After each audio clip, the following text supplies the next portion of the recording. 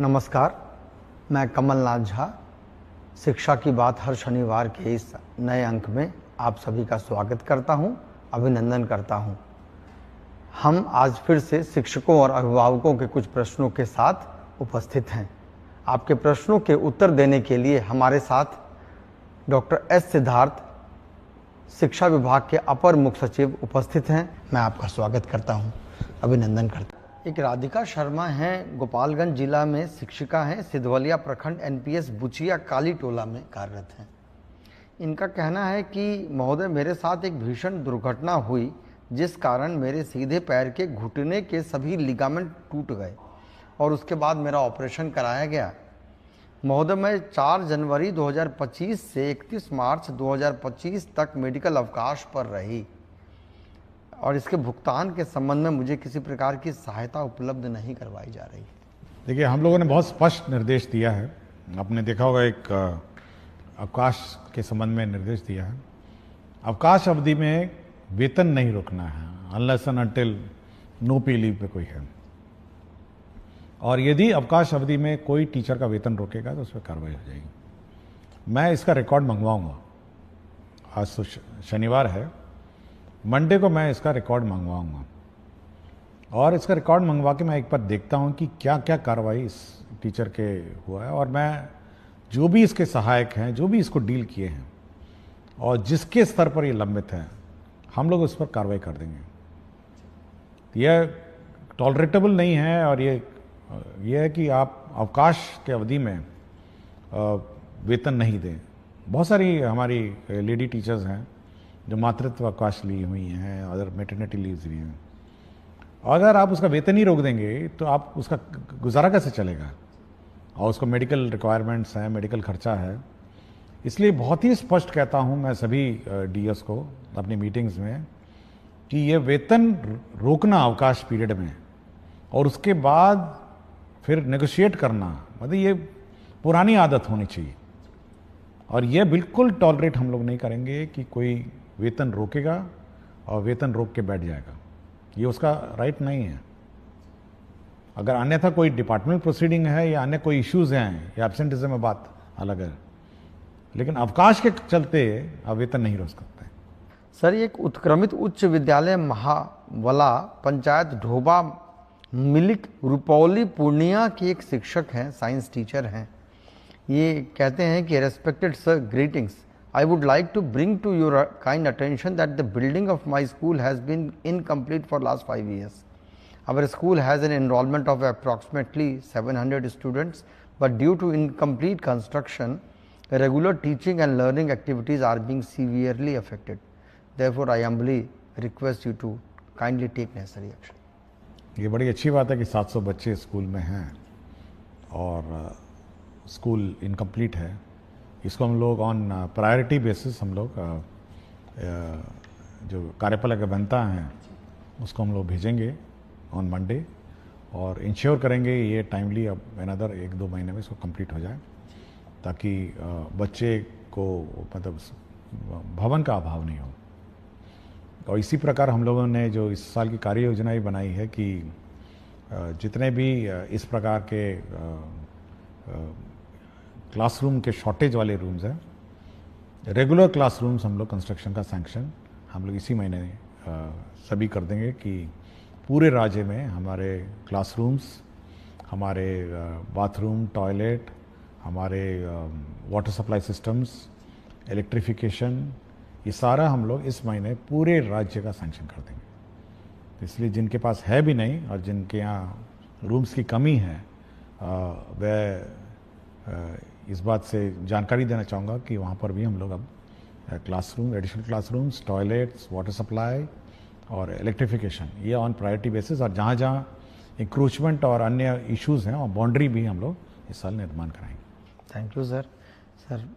एक सर मधवापुर प्रखंड है मधुबनी जिले के, वहाँ के एक सिटीज़न हैं, वो एक सवाल रख रहे हैं कि हमारे प्रखंड में टोला सेवक एवं मरकज सेवक की कई सीटें रिक्त हैं, परंतु इसके बावजूद एक भी सीट जारी नहीं की गई है कि शिक्षा व्यवस्था एवं नियोजन प्रक्रिया के पारदर्शिता के विपरीत प्रतीत होता है।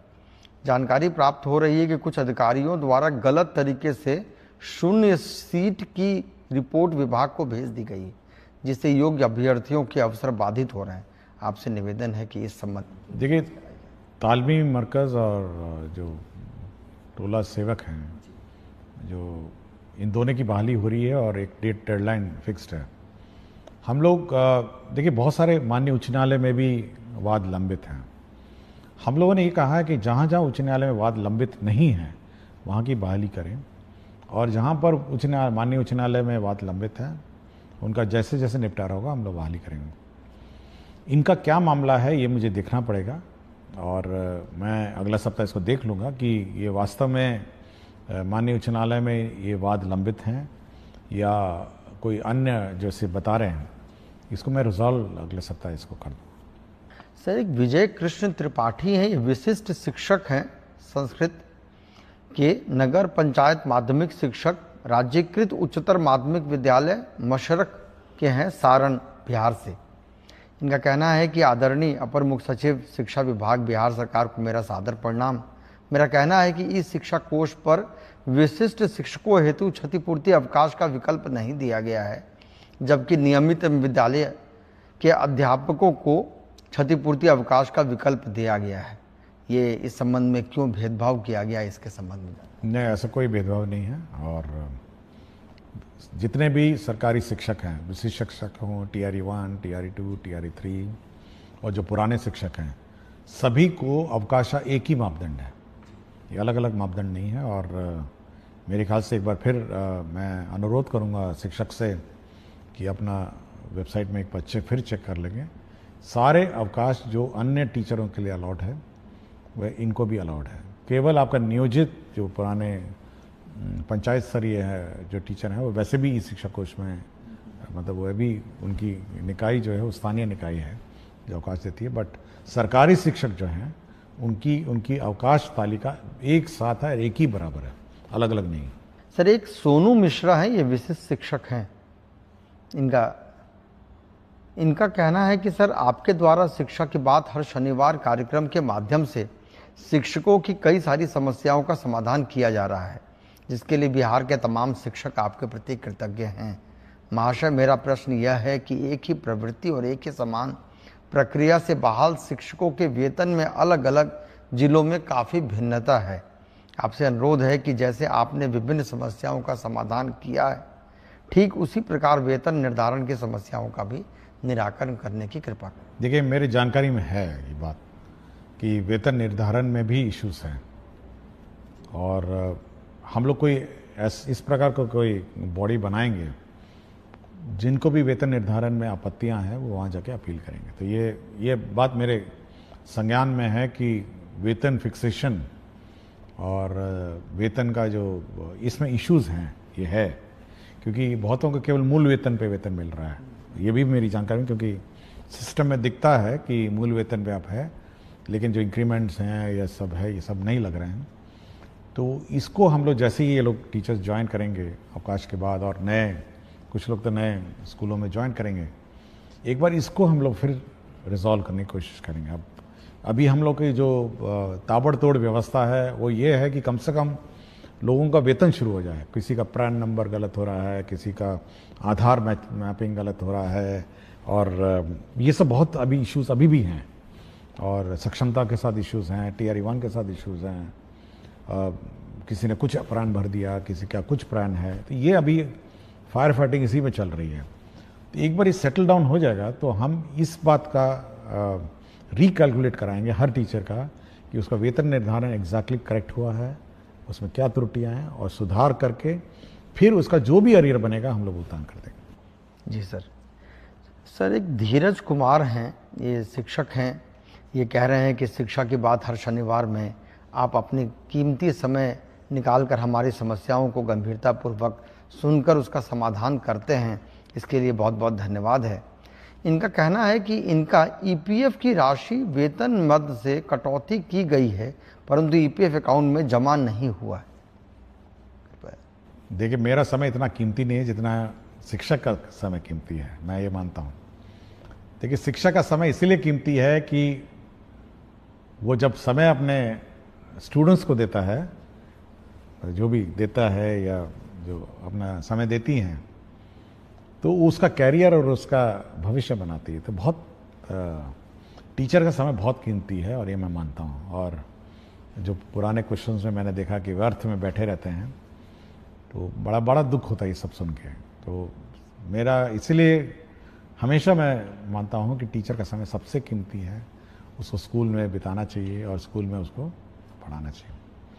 जहाँ तक ईपीएफ की बात है, मैं वो जैसे पिछले प्रश्न में मैंने आपको कहा, एक बार ये फाइनली एक बार सेटल डाउन हो जाए तो पुराने जो विशिष्ट शिक्षक शायद ईपीएफ वाले थे, तो हम लोग ये रिकैलकुलेट करेंगे कि ईपीएफ में कितना बकाया है और ये इंश्योर करेंगे कि मतलब इसी महीने कम से कम ईपीएफ क्योंकि प्रक्रिया है, तो इसी महीने कम से कम ईपीएफ का हम लोग सुनिश्चित करेंगे कि ईपीएफ की कटौती अपने अपने अकाउंट से चली जाए।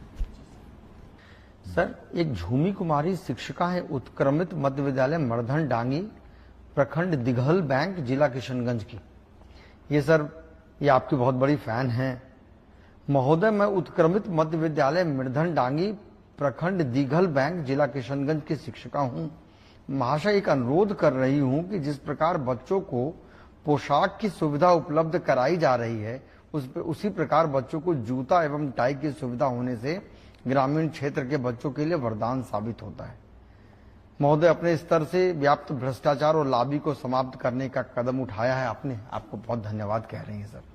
और इसी प्रकार का एक सवाल सर, जितेंद्र नारायण शार्दुल हैं, ये उत्क्रमित मध्य विद्यालय के शिक्षक हैं। ये इनका कहना है कि इनको स्पोर्ट्स ड्रेस के लिए ये मांग रख रहे हैं, जिसमें लड़कियों के लिए अगर स्कर्ट की सुविधा होती है, जो स्पोर्ट्स खेलने वगैरह में सुविधा होगी, जिसे बच्चे बैगलेस डे के दिन उपयोग कर सकते हैं। इस तरह की मांग सर ये दोनों शिक्षकों ने रखी। देखिए, प्राइवेट स्कूल में तो कुछ प्राइवेट स्कूल टाई और जूता पहन के आने को कहते हैं और उसमें अभिभावक का ही खर्चा होता है। देखिए, हर चीज़ के पीछे राशि की उपलब्धता भी इश्यूज है।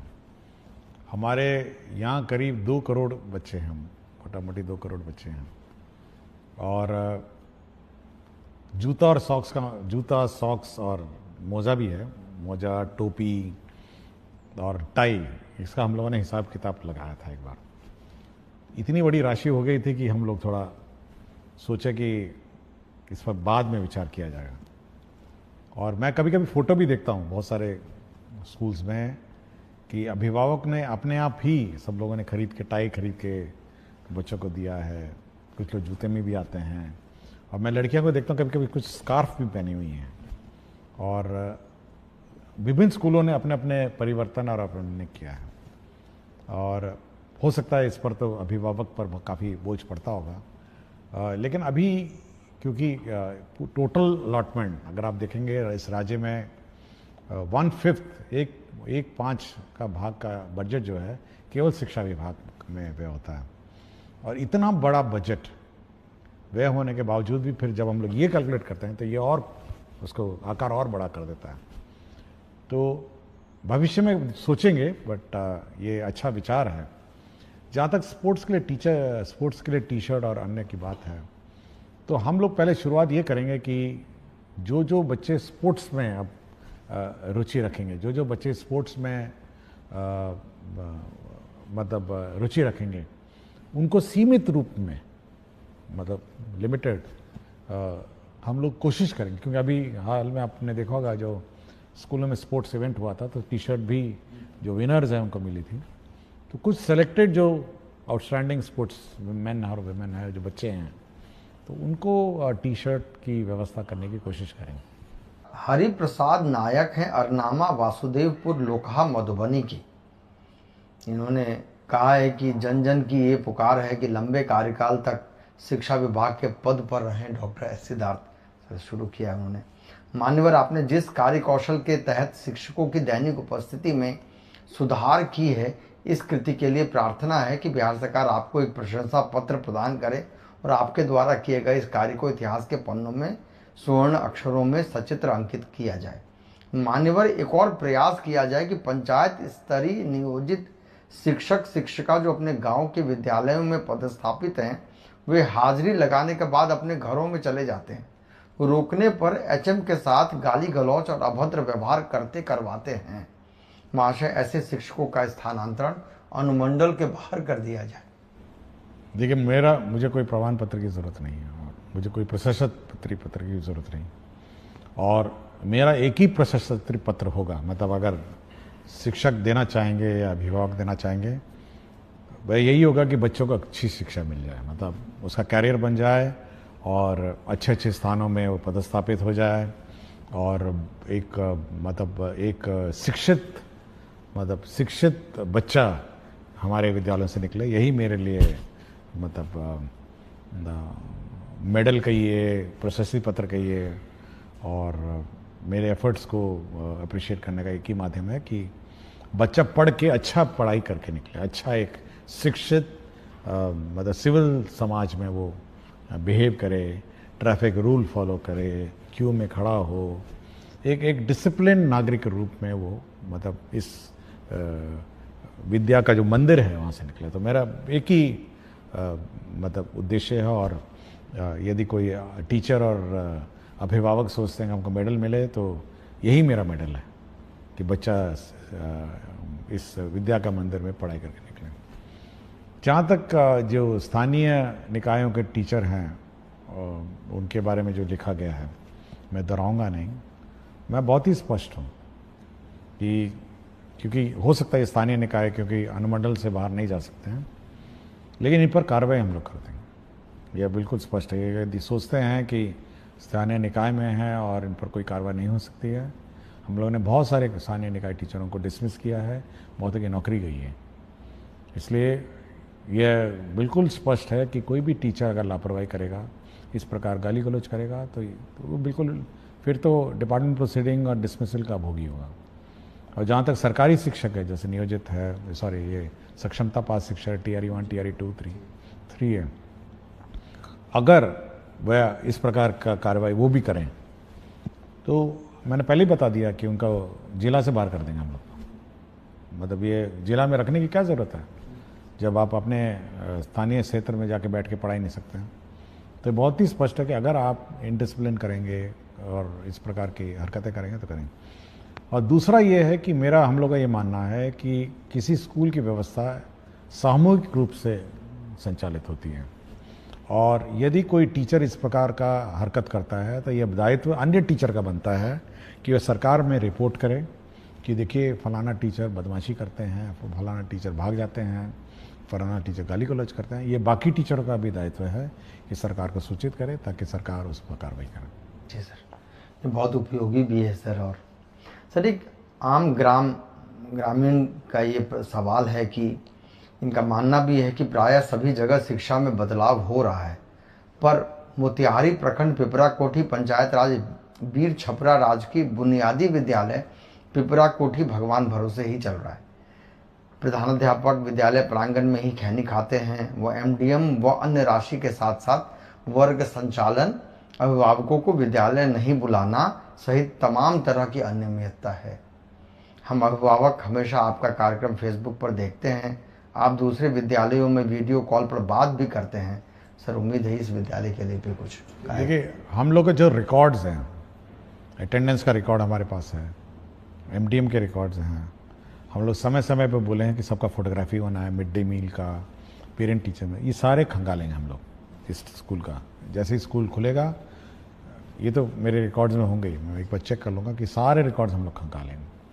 और दूसरा है कि हम लोग एक टीम भेजेंगे स्कूल का जांच के लिए, और इनके कार्यकलाप की जांच करेंगे। अगर यदि टीचर्स दोषी पाए गए, जैसे मैंने पहले ही कहा, अगर दोषी पाएंगे तो आपको जिले से बाहर कर देंगे। तो ये स्कूल परिसर में किसी प्रकार की लापरवाही इन टर्म्स ऑफ डिसिप्लिन और क्वालिटी ऑफ एजुकेशन या निर्देशों का पालन नहीं करना, इसके लिए तो हम लोग कार्रवाई कर देंगे। बहुत बहुत शुक्रिया सर। हम लोगों ने आज शिक्षकों के साथ साथ कुछ ग्रामीणों के भी सवाल लिए हैं। सर, बहुत बहुत धन्यवाद। सभी शिक्षक, मुझे लगता है कि सब संतुष्ट भी हो रहे होंगे। हम अगले शनिवार फिर कुछ प्रश्नों के साथ पुनः उपस्थित होंगे। तब तक के लिए नमस्कार, धन्यवाद।